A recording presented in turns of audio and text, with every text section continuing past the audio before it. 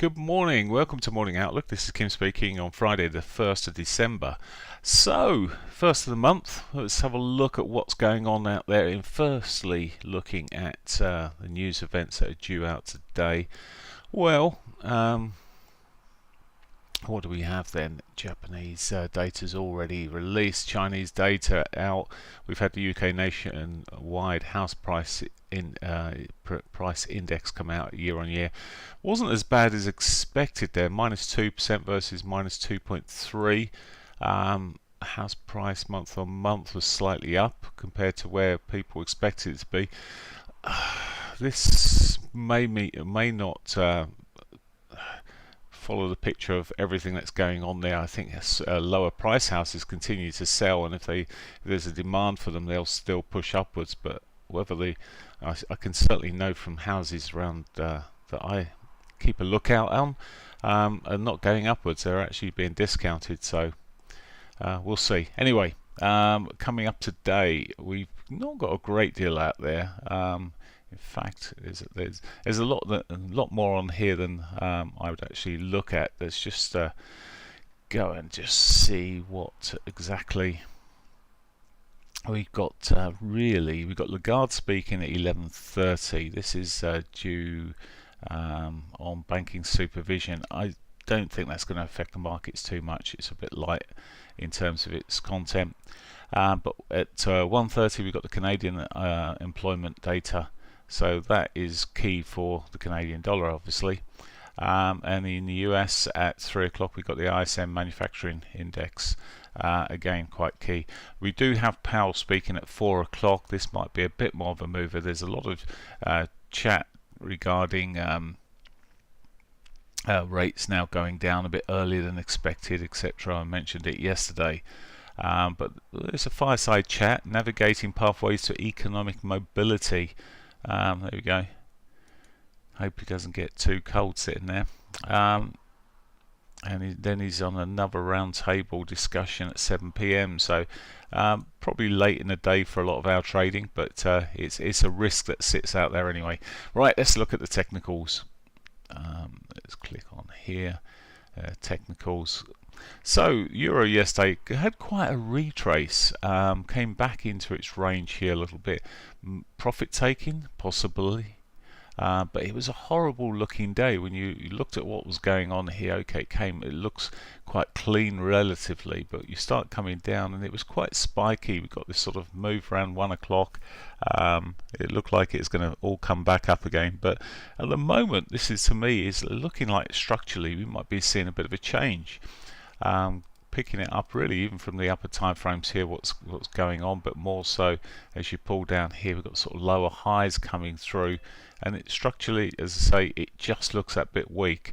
Now maybe proved wrong. A break, I'll push on through this pivot here, the daily pivot, and a shove up will certainly prove me wrong, and I won't be in the trade. So, but I am looking at the short side. The pound is actually looking slightly better in that respect. Same sort of had a solid old move up there, whether it was just, as I say, profit taking, locking in profits for the month. I did think it was a chance that we would see that, but again, just looking, we're really coming down to lower time frames. You've got lower highs coming through there, and just looking at where it is at the moment, I know it's pre 8 o'clock and I'm not a keen lover of this sort of time in the morning. It just needs to give it a bit of half an hour, and we'll get a better idea. But it's got a decent chance for a move down to the S1. That's the way it's sitting at the moment, sort of bear flaggy territory, pushing down there, looking soft. US dollar yen. Now again, structurally on the shorter time frames, it looks just like it's put a higher low in already. It's close to its trend line here, and again, I'm wondering whether we're going to see a bit more upside here. I really don't like the opportunity on the downside at the moment. It's much more positive, changing around there, structurally changing. To say that I think probably the pound looks at the better deal at the moment, but we'll see post 8 o'clock. So I'm watching that carefully. I don't care if it comes down a little bit more without me. I'm watching carefully. So Aussie dollar again correcting. It's already got a lower high in there back from here. Yesterday it popped in there a bit more indecisive as it sits here, but still looking erring that sort of got these lower highs coming, not confirmed lower highs, but we've got these lower, well, we have here, but these ones here not confirmed, but looking softer anyway. In fact, this one here is almost confirmed. So just erring on the soft side this morning. Okay, I'll have a look at your SPX for you in a moment. The UK CAD, US CAD, beg your pardon, what am I talking about? This managed a little bit more on the downside here. It's sort of pushed on more solidly, and looks more to me like it's got more scope to the downside. It's a bit iffy where it is at the moment. What we've got here, we've missed the daily pivot itself, but got potential. If it breaks on through this S1, well, we could just see it.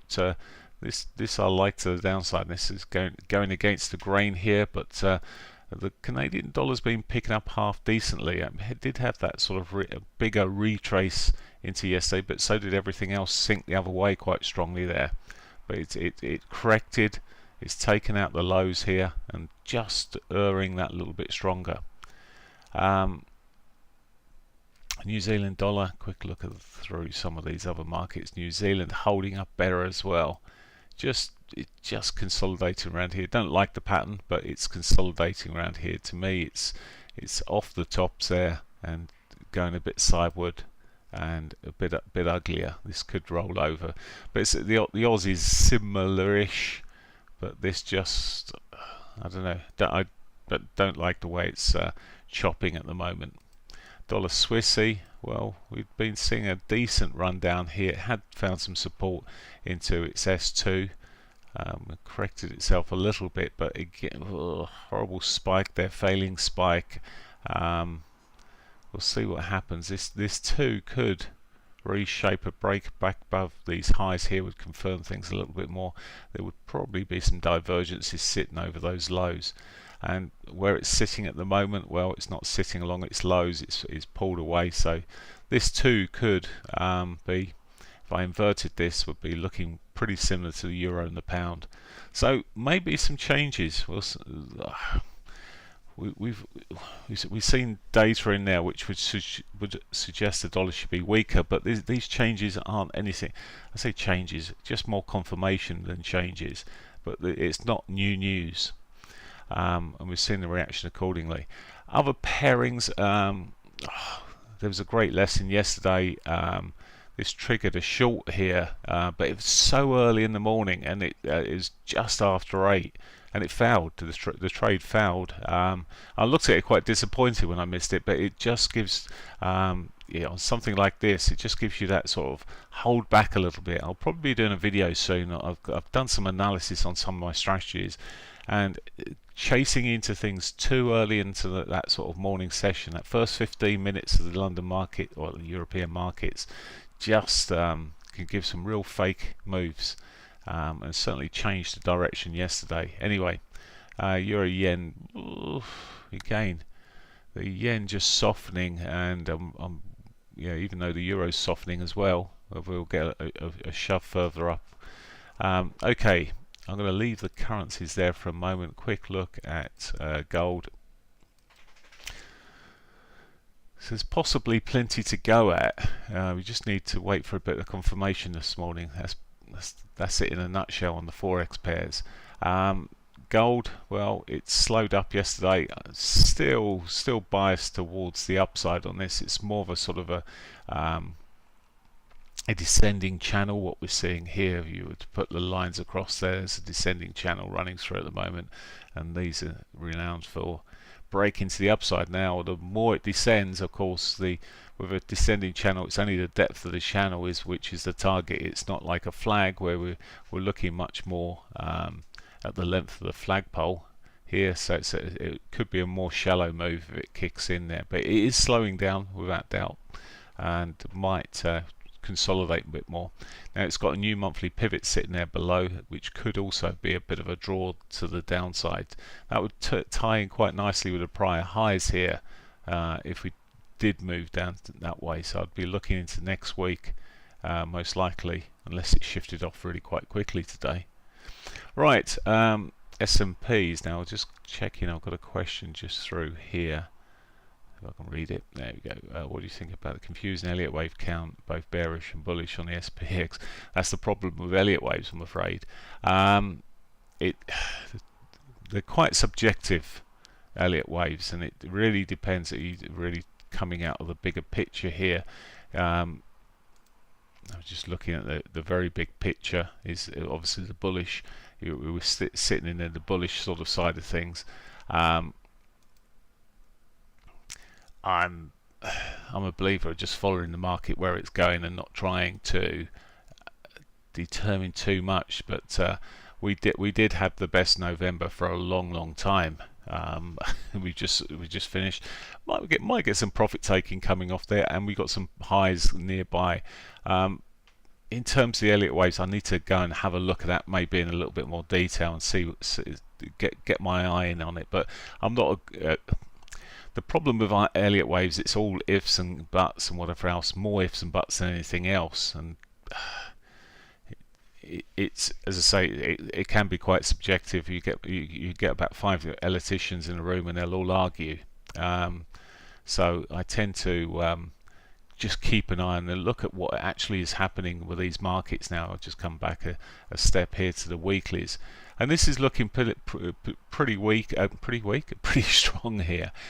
We have got these prior highs here, and we've got this sort of target, and this itself is a key determining point for me. If it just gets up to there and fails, well, perhaps we're going to see a bit more of a retrace.